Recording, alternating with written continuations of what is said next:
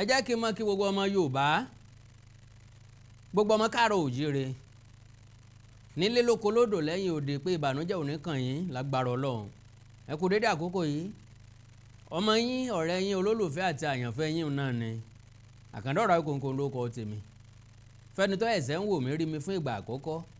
Àjàó Àrò ni mi Ìkòǹkò aṣọ lójú ọlọ́rọ̀ bọ́lọ́rọ̀ bá gbọ́ kí n bàbá ńlá bàbá ọlọ́rọ̀ ó ṣe mo kí nínú ilé mo kí lẹ́dẹ̀ yìí àjíǹde àárọ̀ ọmọ jẹ́ well mo ní kí n wá sọ fún yín nípa àwọn ẹ̀yà tá a ti ń sọ nípa àwọn tẹ́lẹ̀tẹ́lẹ̀ torí wípé bí náà bá tán lásọ ẹ̀jẹ̀ kì í tán lè kánná Yorùbá sì ní ọ̀rọ̀ ẹnìkan là á pè nírọ́ ọ̀rọ̀ tó sojú ìlú ọ̀farasin báwọn èèyàn kan bá ń sọ ní sọ wípé ṣe la kórìíra ẹ̀yà ọ̀hún ṣe la kórìíra àwọn èèyàn ọ̀hún ìwà àti ṣe wọn kò ní fi wọ́n lẹ̀ ṣé gbàgbé nínú ọdún tó lọ àbọ́dún yìí ní wàhálà kan ṣe ọdún tó lọ lórílẹ̀‐èdè Ghana ńgbà tí àwọn ẹ̀yà Ìgbò yan Eze Ndigbo ń bẹ̀ táwọn ọmọ Ghana yarí tí wọ́n bẹ̀rẹ̀ sí ní kó pátákó káàkiri tí wọ́n ń ṣèwọ́de páwọn ò fààyè gbarú ẹ̀ níbi táwọn ẹ̀yà Ìgbò lórílẹ̀‐èdè Ghana tí wọ́n ti ń kówó jọ tí wọ́n láwọn fẹ́ ní Ìgbò village lórílẹ̀‐èdè Ghana káwọn ọmọ Ghana ò tó yarí bẹ́ẹ̀ bá wò dáadáa á béèrè lọ́wọ́ ara wa pé oyè tí wọ́n ń jẹ Eze Ndigbo kínní kan ọba kínní kan kí láǹfààní tí mú bá wọn torí béèyàn bá ní jalè béèyàn bá ní fẹ́wọ́ orí màálù yẹ kó tọmọdé mu gàrí àti pàápàá níta bá wá sóde là gbájúmọ́ kí làwọn èèyàn bá lọ sẹ́yìn odi mo ebi kọ́kèlè wọn ò lè pọ́n lórí kí wọn ò lè rí ṣe ibì kan bẹ́ta ibì kan bí ilé bá rí bí ilé tó korí bí oko káfọ́ mú bì kan èmi rò pé ni wọ́n bá lọ sókè òkun tàbí bá lọ sórílẹ̀-èdè yòówù kan wà tàbí bá lọ sí ìlú yòówù kan wà kí ló dé tẹnu kì í sì lára fọ́kèmù àwọn ẹ̀yà Ìgbò àwọn ikàn náà ni wọ́n sọ pé Lagos is no man's land àwọn ikàn náà ló fẹ́ gbalẹ̀ lábẹ́òkúta àwọn ikàn ló fẹ́ gba tìjẹ̀bú àwọn kan ló fẹ́ gba Ìbàdàn àwọn kan ló fẹ́ rẹ́dì láti gba tòṣogbo wọ́n múra láti gbà Àkúrẹ́ bẹ́ẹ̀ dádó Èkìtì ẹ̀rọ ọmọ Yíbò ń bẹ̀rẹ̀ pẹ̀tẹ́ lóòótọ́ ń tá a mọ̀ ọ̀pọ̀lọpọ̀ nínú wọn sí náà ní industrialization pé in business kò síbi tó ti fẹ́ fọwọ́rọ́ ẹ̀yà Ìgbò sẹ́yìn nínú ẹ̀yà tó mọ okòòwò ṣe láyé ọbẹ̀ ẹ̀yà Ìgbò ń bẹ ṣùgbọ́n níbi ká fẹ́ jẹ gàba ká fẹ́ sọ nǹkan oníǹkan di tẹni òun náà ní àléébù ara wọn bíi toníkòyí tá a fi pé ẹ̀sọ́ wù mí ṣùgbọ́n ogun àjàwẹ̀yìn ní mú ẹ̀sọ́ wù mí jẹ́ ogun ojoojúmọ́ ní múlé wọn sún mi lọ gbogbo àwọn nǹkan yìí ìnínà ká àléébù sí ẹ̀yà Ìgbò now bẹ́ẹ̀ bá tún gbàgbé lẹ́nu ọjọ́ mẹ́ta yìí òun náà nìkan lọ sóde Ọ̀yọ́ tán náà fi jẹ́ Eze Ndigbo South West ìjọba ìpínlẹ̀ Èkó dìbọ́ǹkẹ̀ wọ́n láwọn ò fọwọ́ sí kò sáàyè tí ń jẹ́ Eze Ndigbo kankan bì kan ọlá Fọláyàn òwúlò lájò ilé bàbá ẹni láti gbé Fọláyàn ti gbé yẹni ẹ bá fẹ́ joyè kọ́ lọ joyè nù ran wọn ẹ̀yà Ìgbò nìkan kọ́ o ni wọ́n ń ṣe léyìí ẹ̀yà Yorùbá náà ń ṣe oríṣiríṣi ọba Yorùbá lókè òkun l'Amẹ́ríkà ní London káàkiri níbi àyè bá ti gba kálukú àtẹ̀ntọ́jọ́ ọmọ ọba àtẹ̀ntì ọ̀wá láti ìdílé ọba ìwọ́ tó ọba jọ́ ọmọ ọba gan-an bọ́ ọba ti rọ́ọ̀ba jẹ́nu lóyún ó ti mọ̀ pásìkò tí ì tó ni ọmọ ọba tó ń jẹun àpọ́nlé àti iyì ń bẹ́ẹ̀ bẹ́ẹ̀ dànsáàkì ń bẹ́ẹ̀ fọmọ ọba prince àwọn kan prince tó jẹ́ pé fake prince ni àwọn kan prince tó jọ ọmọ ọba àwọn èèyàn mọ̀ pọ̀ ọmọ ọba lélẹ̀ lóòótọ́ tó bá ti lè proof ẹ̀ ọba àwọn tí ń yo ọba àlùbí báyìí ṣé bàbá ẹ̀ gangan lọ́jọba rárá o ẹ̀gbọ́n bàbá mi lọ́jọba o tábúrò bàbá ẹ̀ bá jọba tẹ́gbọ́n bàbá ẹ̀ bá jọba tọ́mọ inú ilé yín bá ti jọba ọmọ ọba nìwọ náà so eléyìí tí mo fẹ́ sọ̀rọ̀ nípa rẹ̀ yìí South Africa ló ti wáyé lógúnjọ́ oṣù kẹta tá a wà yìí náà ni lórílẹ̀‐èdè South Africa náà ni wọ́n tún ti yẹn Eze Ndigbo tó tún di wàhálà tó diran tó táwọn orílẹ̀‐èdè South Africa ti ń kó àtẹ̀jáde síta páwọn ò fọwọ́ sí ó wà illegal òfin àwọn ọ̀gbáláyè àwọn ò tiẹ̀ ní interest nínú ẹ̀ wọ́n á béèrè pé kí ló le tó bẹ́ẹ̀ kí ní sàwọn ẹ̀yà Ìgbò gangan kí náà fẹ́ fẹ́ Eze Ndigbo ṣe ńlẹ̀ onílẹ̀ àwọn kan ti ṣe bẹ́ẹ̀ ní China tí ọ̀pọ̀lọpọ̀ àwọn ọmọ ẹ̀yà Ìgbò náà tí wọ́n ò fọwọ́ sí táwọn náà láti jáde síta nípa àwọn ò lọ́wọ́ sí o kò dẹ̀ sí nǹkan tó ka wọn ní táwọn bá wá sí China kọ́ leléyìí okòwò business làwọn bá wá sí China kì í ṣe Eze Ndigbo kì í ṣe láti wá dominate ilé onílẹ̀ ta ló tiẹ̀ fẹ́ dominate China bó ló fẹ́ ṣe lẹ́yìn kí kálukú tajẹ́ kó wọlé kí kálukú orí tiẹ̀ ṣe kó fúdi tajẹ́ ṣe kó wá ṣe nǹkan rélé kó mọ padà bọ̀ nílé kó wá fìsinmi sílé. So ó jẹ́ nǹkan tó yààyàn lẹ́nu. Ìròyìn tí mo rí náà ni pé tension in South Africa over coronation of Nigeria Igbo king in Eastern Cape ní March 2026. The controversy followed reports that the Nigerian national Solomon Ogbonna Eziko was installed as Igwe Ndigbo, a title representing the leader of the Igbo community, during the ceremony held over the weekend in the Kugompo area. An outrage has erupted in South Africa's East Cape after traditional authorities strongly rejected the reported coronation of a Nigeria Igbo community monarch in East London, describing the move as illegal and capable of igniting communal tensions. So why tó wá jẹ́ wípé gbogbo nǹkan tí bá ń ṣẹlẹ̀ lọ́dọ̀ láàrin tiwọn ni máa ń mú wàhálà dání, ni máa ń mú apọn dání, ni máa ń mú káwọn èèyàn sọ pé àwọn ọ̀fẹ́ àwọn ọgbà ní gbogbo ìgbà. Kò yẹ kó rí bẹ́ẹ̀ náà. Now ẹ já gbọ́ síwájú sí i. The controversy followed report. Okay? Now, however, the Eastern Cape House of Traditional and Khoisan leaders has distanced itself from the development, warning that the action undermines established traditional governance structures recognized under South African law. According to MDN News, n tó bá ti takòfin ìlú tá a bá wà, orílẹ̀-èdè tá a ti ń ṣàtìpó, ibikíbi tá a bá ti ń sọ̀rọ̀ ajé, ó yẹ ká yàgò fún n tó bá bófin mu ló yẹ ká máa ṣe torí òní kọ́ torí ọ̀la ni. Káwọn nǹkan tá à ń ṣe kọ́ mọ́ dínà orí mẹ́lòmíì. Ṣé rí nísìn àfìgbà tán ba ìrìn àjò Dubai jẹ́ fáwa tá à tí ì lọ, tá à ń gbàdúrà pa afẹ́ lọ, tá à ń gbèrò pa afẹ́ lọ, tá à ń rewó jọ pa afẹ́ lọ, tá à ń múra pa afẹ́ lọ, wọ́n mọ̀ bá ìrìn àjò bẹ̀ jẹ́ o. Ìjọba Saudi àbí ìjọba United Arab Emirates ní Dubai, àtẹ̀jáde tí wọ́n fi ìta ẹni apá rẹ̀ bá kakọ́ lọ, bí o bá fẹ́ lọ sí Dubai o gbọ́dọ̀ ní $10,000 nínú àkáǹtì ẹ tí ọmọ mi wọn ò sì ní working visa, visiting visa ni kó o wọlé kó o jáyé kó o sì jáde padà ntọ́kàn wọ́n nìyẹn. Now the disputed location falls within the jurisdictions of King Jonguzolo. So àwọn náà lọ bá ń South Africa ọ̀dà Jonguzolo Vuluwandu Sandilu Sandal of the Amara Abe Kingdom, a factor that has further eaten the sensitivity of the situation. In the statement, the House described the installation as a breach of customary practices and a violation of the legal framework guiding traditional leadership in the country. Nínú ìlú yín ìsọmọ ọba, nínú ìlú yín rọ́bà jẹ ẹ̀róyè jẹ, kí la fi jọba? Ẹ wá ṣe nǹkan mèremère ńlé, ẹ yí ìgbé ayé àwọn ọ̀dọ́ padà, ẹ tọ́ọ̀tì ìgbésí ayé àwọn arúgbó, ọba ìlú yín recognize yín, wọ́n ò fi ń joyè. Yàtọ̀ sí kẹfẹ́ lọ jọba nílùú onílùú, Yorùbá ní ẹ ń bá nílẹ̀, ẹ ń bá nílùú là níjọba, àìjoyè sáàrin ebè, kò sẹ́ni tí ìjoyè sí poro oko. Ẹni tí ó jọba gbọ́dọ̀ nílùú, ẹni tí ó jẹ ìjòyè tí ó joyè ó gbọ́dọ̀ lágbólé, kò sẹ́ni tí ó joyè òṣèrò náà. Ẹ kọ́kọ́ tún lè yín ṣe nà ó, kí lọ bá òkè òkun wù yín jẹ sí, kí lẹ fẹ́ mú ń bọ̀ ẹ̀. Kàn mọ̀ pọ́n ilé nílùú onílùú, kàn mọ̀ dáìmọ̀ nínú ìlú tí ẹ bá ti jọba nínú ìlú kan kò ní fi ìlú yẹn lẹ̀, because inú ìlú yẹn ló ti jọba. Ṣé tẹ bá ń bọ̀ ní Nàìjíríà wà gbélẹ̀ kí oyè bọ̀ sí ilé sí Nàìjíríà? Ṣé tẹ bá rọba aládé Nàìjíríà sẹ́ lè dọ̀bálẹ̀ fún? Àbí kọ́kọ́ orí yín sọnù ní sórí yín dàrú ni? Ọ̀pọ̀lọpọ̀ gbogbo yín tẹ̀ ń jọba lókè òkun, ọba kìíní kan New York, ọba kìíní kan ní South Africa. Kí lẹ fẹ́ fi ṣe? Kí ló ní túmọ̀ sí? Kò change life wa. Ṣé máa wá rọba kan ní South Carolina kan yín wàá dọ̀bálẹ̀ fún? ń borí mi ọ̀dàrú. So gbogbo àwọn nǹkan yìí ó yẹ ká correct ẹ̀ láàrin ara wa. Okay, in a statement, okay, according to the body, no group has the authority to create or recognize a kingship structure outside the provisions of the Traditional and Cohesion Leadership Act. And I quote, "This act represents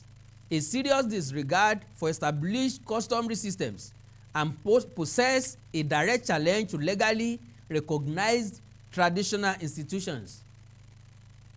The leaders warned that failure to address the issue decisively could weaken respect for the rule of law and open the door to parallel leadership systems across communities. Bẹ́ẹ̀ bá tẹ̀ lófin ìlú tẹ́ ẹ ti ń ṣàtìpó tẹ́ ẹ tẹ̀ lófin ilẹ̀ orílẹ̀-èdè olórílẹ̀-èdè tẹ́ ẹ yálò ní tó bá wù wọ́n ni wọ́n lè ṣe sí i. Sáwọn ẹ̀yà Ìgbò yìí sùn ni ń bá wọn náà ná fasinophobia níjó ní lórílẹ̀-èdè South Africa ń bá wọn náà ni wọ́n prompt ẹ̀ ń bá wọn náà ni wọ́n fà á ń bá wọn náà ni wọ́n ṣe nǹkan tó lead sí tán fi ń gbẹ̀mí ọ̀pọ̀lọpọ̀ àwọn èèyàn nígbà náà lọ́hùn. So gbogbo àwọn nǹkan wọ̀nyí ó yẹ kó ti jẹ́ ẹ̀kọ́ fún wa ṣùgbọ́n ọ̀rọ̀ wa lórílẹ̀‐èdè Nàìjíríà bí nǹkan bá ti mú fún wa díẹ̀ láàrin ìṣẹ́jú kan ó ti parẹ́ àti gbàgbé ẹ̀ a tún ti continue the same thing tán ní àmọ́ ṣe mọ́ the same thing tá a ṣe tàbí tí wọ́n resist tí wọ́n gbà lọ́wọ́ wa á fi wọ́n lára balẹ̀ díẹ̀ bó bá ti ń tásìkò dé àtúnyọwọ́ ẹ̀ jáde padà gbogbo àwọn nǹkan yóò dàbí ìgbà tí èèyàn ń tọ́jà ni. While reiterating their long-standing opposition to xenophobia, the traditional authorities cautioned that such actions could unintentionally trigger divisions if not urgently handled. Bẹ́ẹ̀ bá tètè gbé ìgbésẹ̀ kẹ́ẹ̀sì ń tọ́tọ̀ àtẹ́lẹ̀ ìtọ́ yẹ kẹ́ẹ̀sì fìlà orí Eze Ndigbo wèrè yín dànù kọ́ yọ Eze Ndigbo kúrò nínú táìtù ẹ̀ kọ́ bẹ̀rẹ̀ sí ní jórúkọ rẹ̀ tí ń jẹ́ gangan bó bá fẹ́ joyè wá Nàìjíríà ọ̀pọ̀lọpọ̀ àwọn èèyàn lọ́ọ̀fún lówó nílùú yín ọmọ Anambra tó fẹ́ joyè lẹ́kọ̀ọ́ sórí rẹ̀ dàrú ni iṣẹ́ kí ló ṣe sẹ́kọ̀ọ́ ọmọ Imo tó fẹ́ lọ joyè sí South Africa iṣẹ́ kí ló ṣe fún South Africa ọmọ Ẹ̀bọ̀nyì tó fẹ́ joyè lọ́yọ̀ọ́ ìdàgbàsókè wo ló mú bọ̀yọ̀ kí ni nǹkan àyípadà tó mú bọ̀yọ̀ lóòótọ́ ọ̀pọ̀lọpọ̀ àwọn ọba wa lọ́jẹ́ pàwọn náà mọ̀ ń tọ́kàn mọ́ owó tí wọ́n gbà lọ́wọ́ olóyè tí wọ́n gbà lọ́wọ́ ẹni tó ń fẹ́ fi joyè ló mátà lọ́dọ̀ wọn impact wọn tó yẹ kó jẹ́ àkọmọ̀nà ààrí Ọlọ́run ṣàánú gbogbo wa. They demanded an immediate public apology from those involved in the coronation and called for the disbandment of what they described as an unlawful kingship arrangement. The House also urged law enforcement agency to launch a full-scale investigation into the incident and ensure accountability in accordance with South African laws. Wọ́n bá tún kó wọn ní ìsìn tán kó wọn jù sẹ́wọ̀n ẹ tó mọ̀ bẹ gọ́ọ̀mẹ̀ntì ẹ mọ̀ bẹ pírẹsidẹ́ǹtì ẹ mọ̀ bẹ Àbíkẹ́ Dábírí kó wá yọ yín kó lẹ́wọ̀n kó wá gbà yín kó ń bẹ̀ ń tẹ̀yìn gangan ṣe tí ó ràn yín lẹ́wọ̀n ẹ sọ ẹ gbé gbèsè kankan lórí ẹ̀ sánsẹ̀ pé gbèsè fún yín ni ẹ ra kátà ẹ̀ sanwó ẹ rò rẹ̀ láwìn ẹ tún béèrè ìbílẹ̀ ehoro àná gbowó àbí ọgbà sàn fi gbèsè sẹ́yìn yín ni ṣé bí èèyàn bá ṣòwòṣòwò tí ò gbé ní sílẹ̀ èèyàn máa dẹgbẹ́ ẹ̀nù ká sí ilé àsìroko ká dóko òdóko tá sí kòkò ká tó ní wọ́n bá ní sí bàtà méjì ká sí gbà wà wò ṣé wọ́n ṣépè fún yín ni ntẹ́ òdélé ọ̀darin oníwó gbérin wọn ò gbérin òdòdó ọ̀darin oníwó gbérin wọn ò gbérin ọ̀wá tó ní ẹkú ilé o ẹgbérin àbẹ́ ẹgbérin ṣé wọ́n ṣépè orin fún yín ni oyè tẹ́ ẹ̀jẹ̀ lẹ́kọ̀ọ́ wọ́n láwọn ọ̀fẹ́ ẹ̀jẹ̀ ń Ghana wọ́n láwọn ọ̀fẹ́ ẹ̀jẹ̀ lọ́yọ̀ọ́ wọ́n láwọn ọ̀fẹ́ ẹ̀jẹ̀ ń Kaduna wọ́n láwọn ọ̀fẹ́ ẹ̀yin náà dẹ̀ gbóyè olóyè kalẹ̀ ẹ wá mi lọ ṣe kí ni ìṣòro yín gan gẹ́gẹ́ mo ń sọ fáwọn ẹ̀yà Ìgbò nìkan kọ́ o àtàwọn ọmọ Yorùbá táwọn náà lọ́kànjúà tí wọ́n fẹ́ joyè nílẹ̀ Yíbò wọ́n fẹ́ jọba ńlẹ̀ Yíbò wọ́n fẹ́ jọba ńlẹ̀ Haúsá wọ́n fẹ́ jọba ńlẹ̀ Fúlàní wọn ò tán mọ́ bá wọn wá láti ìdílé ọba o báwo ni mo ṣe jọmọ ìlú kan kí jọmọ Ọ̀yọ́ nìsín kí n wá fẹ́ lọ jọba ń Bàdàn does that make any sense? Okay. In addition, it called on the national government to examine possible legal and immigration implications surrounding the matter to prevent a reoccurrence. Ẹgbọ́n nǹkan tí mo sọ bẹ́ẹ̀ yẹn nísìn. Eléyìí máa jẹ́ kí gọ́ọ̀mẹ̀ntì South Africa kí wọ́n súnra kì kí wọ́n tún ètò wọn ṣe ọ̀nà láti wọ South Africa. Èèyàn mélòó ní wọ South Africa lónìí? South Africa rọrùn láti wọ tẹ́lẹ̀tẹ́lẹ̀. South Africa difficult láti wọ nísìn. Ọ̀pọ̀lọpọ̀ gba gan ló lè wọ South Africa láti Nàìjíríà ó ẹ̀sẹ̀ láti dé Ghana torí pé wọ́n fẹ́ lọ South Africa the same continent lájọ wa o àwa wà ní west àwọn wà ní south so ibo la fẹ́ gbélé gbà ibo la fẹ́ tiẹ̀ lé dé kí n tó tẹ̀síwájú ẹ jẹ́ kí n yá ìṣẹ́jú méjì nínú ìṣẹ́jú yín àna ọlọ́run àlàyé ní fi sílẹ̀ o níbi òní bá yín ọfà òní bá yín ìbànújẹ́ òní kàn yín gbogbo àwọn tí ọ̀dà ti ń lọ ní society wa ẹnìkan ò lè ṣe gbogbo alájọ correct ẹ o God bless you ìṣẹ́jú méjì péré mò ń padà bọ̀. mo kí gbogbo etí tó ń gbọ́ wa nílé mo sì kí gbogbo ojú tó ń wò wá nílé pé ojú tẹ fi ń wò wá ò ní fọ́ etí tẹ sì fi ń gbọ́ wa ò ní di orúkọ tèmi ni Godwin tí gbogbo ẹ̀yin èèyàn mọ̀ sí ìyá Ìjẹ̀bú gẹ́gẹ́ bí ẹ ṣe mọ̀ ní ìṣe wa wípé ìlera yín òun ló jẹ wá lógún a tún ti dé bí a ṣe ń dé o gbogbo ẹ̀yin tí ẹ ní ìṣòro tó jẹ́ pé ọkùnrin tó dàbí obìnrin nínú ilé ọkùnrin tí ò lè ṣojúṣe ẹ̀ pẹ̀lú ìyàwó ẹ kàn sí iléeṣẹ́ Godwin ẹ̀yin tó jẹ́ pé pépà lẹ máa ń kà lálẹ́ ẹ má ka pépà bò ẹ kàn sí wa a ní pákéjì oríṣiríṣi fún yín a ní 3-in-1 a ní 2-in-1 fẹ́yìn ọkùnrin tó lè jẹ́ kẹ́ tó máa jẹ́ kẹ́ ṣe bó ṣe yẹ kẹ́ ṣe bákan náà ni ìṣòro tí a ń pè ní arthritis yìí ó ń ṣọkùnrin ó ń ṣobìnrin orúnkún ríro ìbàdí ríro ọrùn ẹsẹ̀ ríro ẹlòmíì ó lè jẹ́ osteoarthritis lónìí ẹlòmíì rheumatoid arthritis ẹlòmíì ìdẹ̀rẹ̀ kò ní lè bẹ̀rẹ̀ mú nǹkan lẹ̀ ẹlòmíì ò lè bẹ̀rẹ̀ kírun ó ṣeé ṣe kó jẹ́ sciatica ni ó ṣeé ṣe kó jẹ́ lumbar spondylosis ni ẹlòmíì ìdẹ̀rẹ̀ arthritis ni tó bá ti di pé ìbàdí ń wọ ẹ̀ ò lè bẹ̀rẹ̀ ẹlòmíì orúnkún ríro ẹlòmíì ẹsẹ̀ á máa gbóná ẹlòmíì àpapọ̀ rẹ̀ á máa gbóná ẹlòmíì ẹsẹ̀ á máa gbọ̀n ẹlòmíì ara á máa tá orí á máa tá àpapọ̀ ara á máa tá ẹ kàn sí iléeṣẹ́ Godwin ìyá Ìjẹ̀bú ẹlòmíì ò lè fojú ọwọ́ ẹ̀ báyìí gbogbo ọwọ́ á máa ró gbogbo ẹ̀yin tẹ́ tí ń lò náà ẹ máa jẹ́rìí sí ẹ kàn sí iléeṣẹ́ Godwin ìyá Ìjẹ̀bú bákan náà ni àwọn èèyàn tó ń tọ̀ ìtọ̀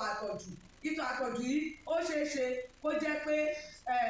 prostate enlargement ni fún ẹ̀yin ọkùnrin tẹ́ ti lé lọ́mọ ogójì ọdún tẹ́ bá ní prostate enlargement ẹ lè máa tọ̀ léraléra ẹlòmíì ò lè rí tọ̀tọ̀ rárá ẹlòmíì ìdẹ̀rẹ̀ tó bá fẹ́ tọ̀ á máa ní ìrora ẹlòmíì ìdẹ̀rẹ̀ kó tó débi tó máa tọ̀ sí tọ̀ ìtì máa jábọ́ ṣùgbọ́n obìnrin ní a máa tọ̀ léraléra kó tó débi tó máa tọ̀ sí tọ̀ ìyá ti máa jábọ́ ó ṣeé ṣe kó jẹ́ weakness of bladder làwọn ní àbí kó jẹ́ infection àbí kó jẹ́ diabetes insipidus tí a mọ̀ sí àtọ̀gbẹ ìyẹn náà lè fà á ká máa tọ̀ púpọ̀ jù ẹ kàn sí iléeṣẹ́ Godwin ìyá Ìjẹ̀bú èyíkéyìí tó lè fà á kẹ́ ẹ máa tọ̀ púpọ̀ jù ara iṣẹ́ wa ni lára iṣẹ́ tèmi jogún látọ̀dọ̀ bàbá mi àtọ̀jú yín gbogbo ẹ̀ ó sì padà sí àyè ẹ̀ bó ṣe tó àti bó ṣe yẹ bákan náà ni àwọn tó ní hepatitis ooru inú ẹ̀dọ̀ ni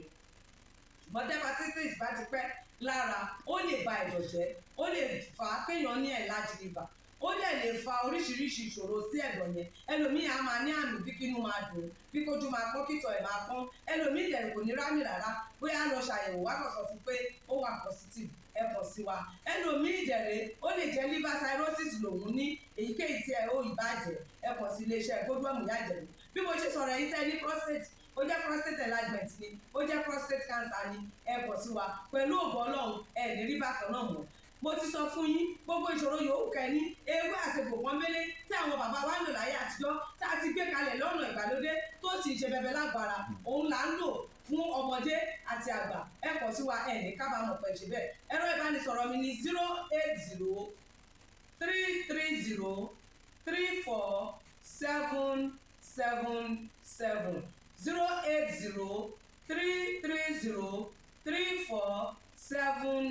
08033034777 ẹ bá wà lamẹ́ríkà kí ẹ wà ní Spain kí ẹ wà ní UK ibikíbi tí ẹ bá wà ó jẹ́ Canada ni ó lè jẹ́ Port Harcourt ni ó jẹ́ Abuja ni ibikíbi tí ẹ bá wà ẹ kàn sí iléeṣẹ́ Godwin ìyá Ìjẹ̀bú ẹ bá mi sọ̀rọ̀ lórí WhatsApp ẹ lè pè mí ẹ lè fi voice note lẹ̀ ẹ lè fi message lẹ̀ lórí WhatsApp máa dá yín lóhùn bó ṣe tó àti bó ṣe yẹ gbogbo ibi tẹ́ ẹ bá wà lè gbòógì wá máa dé ẹ sì ní kábàámọ̀ pé ẹ kàn sí iléeṣẹ́ Godwin ìyá Ìjẹ̀bú ẹlòmíì apákan ara ẹ̀ á máa kú kí ló fà tápákan ara fi ń kú ẹ kàn sí wa ẹ máa mọ̀ ẹlòmíì ọrùn àdédé máa steve ẹlòmíì àyà ló máa dùn ẹlòmíì ẹ̀gbẹ́ ló máa dùn ẹlòmíì á máa wúkọ́ ó lè wúkọ́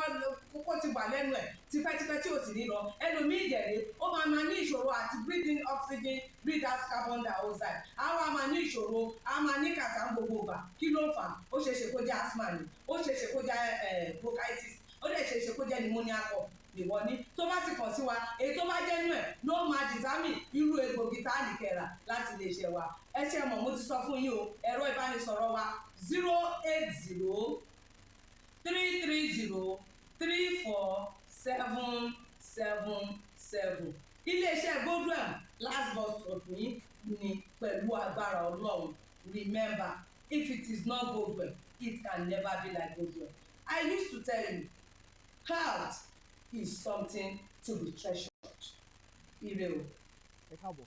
sí Emeritus Global Resources and ICT Limited. Nínú iléeṣẹ́ wa yìí, a máa ń ta fóònù, a máa ń ra fóònù, a máa ń ṣe swapping fóònù, gbogbo anything tó bá jẹ mọ́ fóònù àti laptop, àwọn oríṣiríṣi gadgets tẹ́ mọ̀ bíi iPhone, Samsung, Infinix, Oppo, Tecno, Redmi, gbogbo wọn pátápátá ló wà àti àwọn laptops oríṣiríṣi bíi MacBook, bíi Dell, bíi HP, oríṣiríṣi gbogbo ẹ̀ náà ló wà. Níbí báyìí a tún máa ń ta oríṣiríṣi phone accessories tó jẹ́ ojúlówó tí kò dẹ̀ wọ́n rárá. Níbí o a tún máa ń ṣe training fún àwọn èèyàn, oríṣiríṣi àwọn èèyàn àtọmọ kékeré àtàgbàlagbà torí oríṣiríṣi irinṣẹ́ la ní tó wà òkè dáadáa tó dẹ̀ jẹ́ irinṣẹ́ ìgbàlódé, àwọn state of the art equipment tó yẹ pé ẹ lè má lè tètè rí níbòmíì. Ibo lẹ ti máa rí o Emeritus Global Resources and ICT Limited. Fóònù tẹ́ bá rà níbí báyìí ojúlówó ni, ẹ̀dínwó náà dẹ̀ ni ló máa bá dé anytime. A máa ń ta mọ́tò, any car tẹ́ bá fẹ́ rà tẹ́ bá fẹ́ tà, bóyá ẹ fẹ́ tà ni àbẹ fẹ́ swap, anything that has to do with swapping, easy buy also, bóyá ẹ ra nǹkan ká ra nǹkan sí ká sanwó ẹ̀ díẹ̀ ká lè máa gbé lọ lójú ẹsẹ̀. Emeritus Global Resources and ICT Limited nínú OAU Central Market, Ọbáfẹ́mi Awólọ́wọ̀ University Ilé-Ifẹ̀ àti Mayfair roundabout ní Ilé-Ifẹ̀ yìí náà. A ní branches ní Ìbàdàn, a ní l'Óṣogbo. Ọwọ́jà wa ó dé káàkiri gbogbo orílẹ̀-èdè Nàìjíríà. Anywhere tẹ́ bá ti need any of our services lójú ẹsẹ̀, òun lẹ máa rí wa, lẹ máa rí àwọn representatives wa tó máa bá yín gbà. Àwọn oníṣẹ́ tó wà ń bí kò ń ṣe olómùlómù o, eléyìí tó ṣe pé ó máa sọ nǹkan tó ṣe fóònù ẹ̀ gẹ́gẹ́gẹ́gẹ́ ká tó fọwọ́ kàn, kò kí ń ṣe bóyá guessing kíní kan ní bẹ́ẹ̀ ni bẹ́ẹ̀ kọ́, tó bá ṣe rí gẹ́lẹ́ náà lẹ ṣe máa bá l'Emeritus Global. Very fast, very efficient, very affordable. Àwa là ń jẹ́ bẹ́ẹ̀. Phone number ọ́fíìsì yìí tẹ́pẹ́ lè pè wá at any point in time 081 01 79 5519. Lẹ́ẹ̀kan sí 081 01 79 5519. Òun náà lè rí lórí screen yín lórí móhùnmáwòrán yín bá ṣe jọ sọ̀rọ̀ ẹ ṣeun gan. A máa retí láti dòwò pọ̀ pẹ̀lú yín. Emeritus Global Resources and ICT Limited. Ibi tá a bá pè lórí ẹnìkan kì í fi bẹ́ẹ̀ tẹ́lẹ̀. Èdùmàrè ló gbé iléeṣẹ́ Emeritus Global Resources and ICT Limited sókè téńté níbi ká ta ojúlówó fóònù alágbèéká tó jẹ́ alálòpẹ́pẹ́pẹ́. Accessories bíi screen àti screen guard, quality battery, phone casing, charger, pouch àti bẹ́ẹ̀ bẹ́ẹ̀ lọ. Gbogbo ẹni tó fẹ́ ra laptop tó fini lọ́kàn balẹ̀ ẹ máa ríra lọ́dọ̀ Emeritus pẹ̀lú àwọn ẹ̀yà ara laptop tó jẹ́ ojúlówó. Bí fóònù tàbí laptop yín bá wá ń ṣòjòjò, àwọn akọ́ṣẹ́mọṣẹ́ engineer tí ó bá yín tún ṣe ní kíákíá ti wà ń kalẹ̀. Ẹni tó fẹ́ kọ́ nípa bá a ṣe ń ṣe fóònù àti laptop ẹ lọ ṣe training lọ́dọ̀ wọn. Ilé-iṣẹ́ Emeritus ń ṣe easy buy, kí ẹ ra fóònù kẹ́ máa sanwó díẹ̀díẹ̀. Wọ́n swap fóònù àlòkù tuntun bẹ́ẹ̀ sì fẹ́ ta fóònù tàbí laptop yín ìrọ̀rùn ló bá dé nílé iṣẹ́ wọn o. Gbogbo ẹ̀yin tẹ́ fẹ́ ra mọ́tò tuntun nẹ́nẹ́ tó fi mọ́ ẹ̀yin tẹ́ fẹ́ ta èyí tẹ́ ń lò tẹ́lẹ̀, Emeritus Global Resources and ICT Limited ni ẹ máa lọ tààràtà. Bẹ́ẹ̀ bá ti dé campus gate OAU ẹgbẹ́ ọ̀kadà tó ń lọ sí Central Market ẹ béèrè Emeritus Global adjacent MTN office ni wọ́n wà OAU campus Ilé-Ifẹ̀. Ẹ tún lè kàn sí wọn ní orí olókun roundabout níbi tí Foreign Links House wà tẹ́lẹ̀, Mayfair Ilé-Ifẹ̀ nípínlẹ̀ Ọ̀ṣun. Telephone 081 01 79 5519. Emeritus Global. Ẹ káàbọ̀ padà. Now gẹ́gẹ́ bí àlàyé tí mò ń ṣe bọ̀, ìtẹ́lọ́rùn ni bàbá ìwà. Gbogbo tẹ́dà bá ní ká jẹ́ ọmọ tẹ́ wa lọ́rùn. Ó kọ́ lásán táìtù ni oyè ní. Láyé àtijọ́ ló ti níyì, kò níyì mọ́ láyé ìsìn. Ẹ ń bá jẹ lábẹ́ ẹnìkan ni ó mọ̀ pé ń ṣe nǹkan kan, kò sí ń tọ́kan kálukú ń bá láìfù tí ẹ lọ ní. Ẹni bí ń pa tí ó ti mọ̀ tí ó jẹ lónìí, kẹ́nìkan wá sọ pé bọba níyì kan lòun, àbọ̀tún oyè kan lòun, kí ló kan láìfù tèmi pẹ̀lú ọ̀tún oyè live life tiẹ̀ lọ́tọ̀, mò ń live life tèmi lọ́tọ̀. Ambọ̀sibọ́sí ẹni tó lọ ń fi rẹ̀ joyè nílùú àjèjì tán wá ń dàlú onílùúrú. Àtẹ̀jáde yẹn tẹ̀síwájú. Ó ní in addition, it called on the national government to examine possible legal and immigration implications surrounding the matter to prevent a reoccurrence. Wọ́n tó fi ṣe irú ẹ̀ ò fi gbọ́dọ̀ wáyé mọ́. Bó bá ti fẹ́ wọlé wọ́n ti máa kìlọ̀ fún ọ. Ìṣẹ̀lẹ̀ tẹ́ máa wọ South Africa tẹ́ máa sọ pé ẹ jẹ èsè Ndigbo tẹ́ lọ́ máa fira yín jọba o, tẹ́ máa fira yín jọ̀tún fira yín jòsì fira yín jẹ balógun o. The development has since sparked wider conversations across South Africa about cultural identity, diaspora leadership, and the limits of authority within a multicultural society. Béèyàn bá wà lájò tẹ́ẹ̀sì ríra yín ṣàjọ pọ́mọ ìlú kan náà ńlẹ̀ ríra yín pọ̀ ń bí o ẹ̀ẹ́dẹ́gbẹ́lẹ̀ kẹ́ẹ̀yìn ààrẹ láàrin yín. Fúnra lára yín ẹ píìkì ẹnìkan gẹ́gẹ́ bíi leader bóyá ẹni tó dàgbà jù láàrin yín tàbí ẹni tó síwájú yín débẹ̀ kò pọn dandan kójú òun ló dàgbà jù ṣùgbọ́n òun ló ṣáájú yín débẹ̀. Òun lọ́mọ bọ́pọ̀lọpọ̀ yín ṣe débẹ̀ òun lọ́mọ bọ́pọ̀lọpọ̀ yín ṣe rílé òun lọ́mọ bọ́pọ̀lọpọ̀ yín ṣe ríṣẹ́ ọ̀tọ̀ lẹ́ńtẹ́ lè gbà gẹ́gẹ́ bíi leader yín bẹ̀ ó ti tó. Kò yí dandan gbà tá a bá kó ààfin torí mo mọ̀ pé àwọn ẹ̀yà Ìgbò wọn máa ń bùgá ni wọ́n bá ilé fún wọn ní grace ní South Africa pé kàn jẹ́ èsè Ndigbo wọ́n lè fi góòdì kọ́ pálásì ni yóò tún wá máriwo dání yóò tún dáa ju tàwọn tán bá nù lú yẹn lọ gbogbo yẹn máa fàjà okòwò lẹ bá lọ èwo tó ní tó yè jíjẹ. The incident mirrors a similar controversy reported in July 2025 in Ghana, where the installation of Eze Chukwudi Iheretu as Eze Ndigbo Ghana triggered protests and public outrage over concerns about sovereignty and the preservation of indigenous chieftaincy systems. In that case, youth group in Accra and the eastern region staged demonstrations arguing that recognizing foreign traditional rulers could erode Ghana's cultural heritage and authority structures. The protesters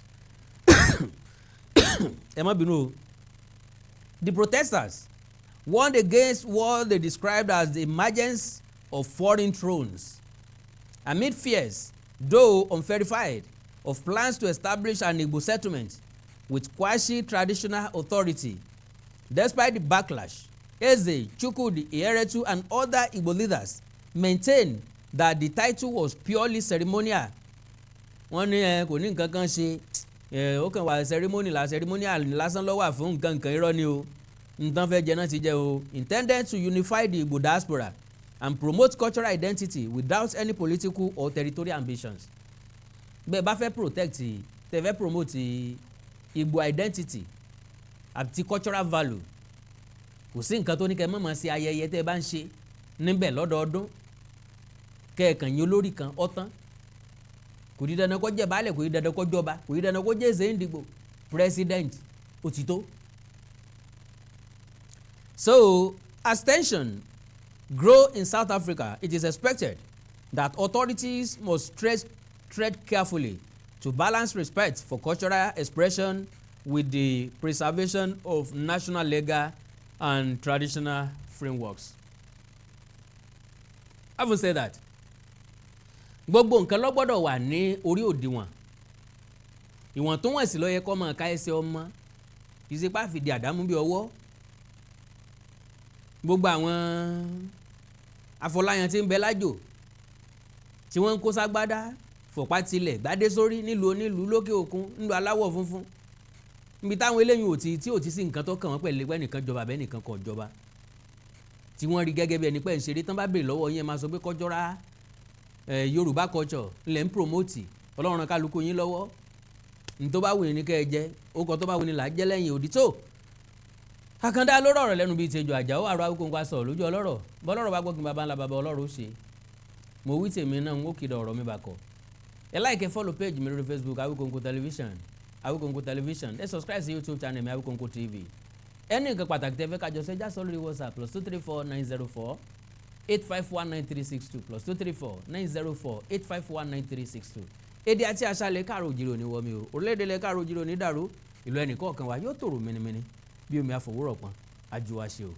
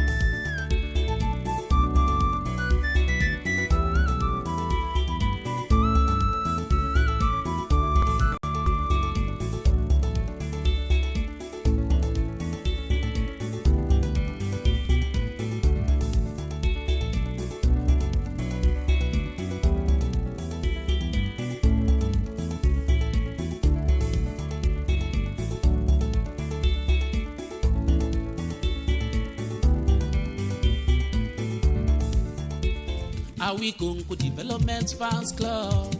Ilé aláyọ̀, ilé wa. Àwíkòǹkò Development Fans Club. Ilé aláyọ̀, ilé wa. Ẹgbẹ́ tó dúró fún ìdàgbàsókè àti tẹ̀síwájú èdè àṣà àtún àjogúnbá ilẹ̀ Yorùbá. Ẹgbẹ́ tó fẹ́ ìrẹ́pọ̀ gbogbo ọmọ Yorùbá tó tún gbé àṣà àti ṣe Yorùbá lárugẹ. Àwíkòǹkò Development Fans Club. Ilé aláyọ̀, ilé wa. Àwíkòǹkò Development Fans Club Worldwide. Ẹgbẹ́ tí kò rọ̀gbọ̀kú lé ìjọba. Ẹgbẹ́ tó dúró fún ìdàgbàsókè àti ìtẹ̀síwájú èdè, àṣà àtún àjogúnbá ilẹ̀ Yorùbá. Pẹ̀lú àtìlẹ́yìn gbajúgbajà pèdèpèdè ni àkàndá ọ̀rọ̀ Àwíkòǹkò. Ẹgbẹ́ tó ń fẹ́ ìrẹ́pọ̀ gbogbo ọmọ Yorùbá. Ẹgbẹ́ tó ń gbé àṣà àti ṣe Yorùbá lárugẹ. Ẹgbẹ́ tó dúró láti ṣàtìlẹ́yìn tó gbọ̀ngbọ́n fún àkàndá ọ̀rọ̀ Àwíkòǹkò àti àwọn ètò rẹ̀ káàkiri àgbáyé. Àǹfààní wà láti darapọ̀ mọ́ wa. Ẹ bá wa sọ̀rọ̀ lórí WhatsApp nìkan. Ẹ lè pè wá, ẹ lè send text message tàbí voice note pẹ̀lú àwọn nọ́mbà wọ̀nyí: +234 8053270136 tàbí ààrẹ ẹgbẹ́ Adéolú Adékọ́lá lórí +17048912729. Àwíkòǹkò Development Fans Club Worldwide.